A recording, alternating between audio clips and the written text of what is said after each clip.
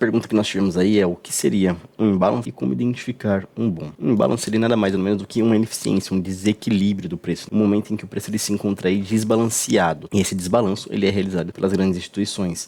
É importante entender que só as grandes instituições têm potencial de gerar um desbalanço e logo se trata de uma zona institucional. Eu tenho esses dois exemplos que eu trouxe para vocês aqui. Nesse primeiro exemplo, observa que a mínima e a máxima desses candles nas extremidades eles se tocam. Ou seja, nós temos um cenário em equilíbrio. Já num cenário desequilibrado, observa que a mínima deste candle não se toca com a máxima do candle posterior.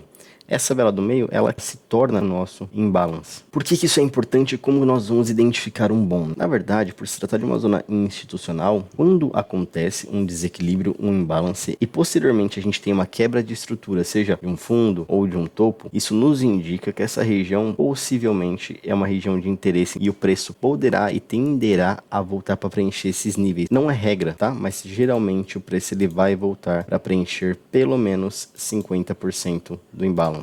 É claro que existem casos em que o preço ele vai preencher todo o imbalance, mas a gente trabalha com probabilidade, com estatística, tá? Então, pelo menos, na maior parte das vezes, nós teremos o preço vindo buscar pelos 50% do imbalance, preenchendo 50% desse desbalanço, desse desequilíbrio. E um imbalance bom vai ser naqueles contextos, naqueles cenários onde nós teremos uma quebra de algum topo ou de algum fundo, como eu disse anteriormente, indicando que essa região aqui apresenta um potencial ainda maior de interesse institucional para que o preço volte preenchendo esses níveis. Agora, trazendo para o gráfico, observe esse seguinte contexto. Nós tivemos a máxima deste candle que não toca na mínima do candle posterior, ou seja, um desequilíbrio. Além disso, esse movimento de alta, ele quebrou os topos anteriores, então ele fez aqui para nós também uma quebra de estrutura, né? O nosso boss. Este vazio entre esses dois candles, sinalizado pelo corpo dessa vela que não foi preenchido, que vai ser o nosso imbalance. Inclusive eu já deixo até o pontilhado, né, na metade do bloco, porque é como eu disse anteriormente, ele tende a buscar fechar pelo menos 50% desse desequilíbrio.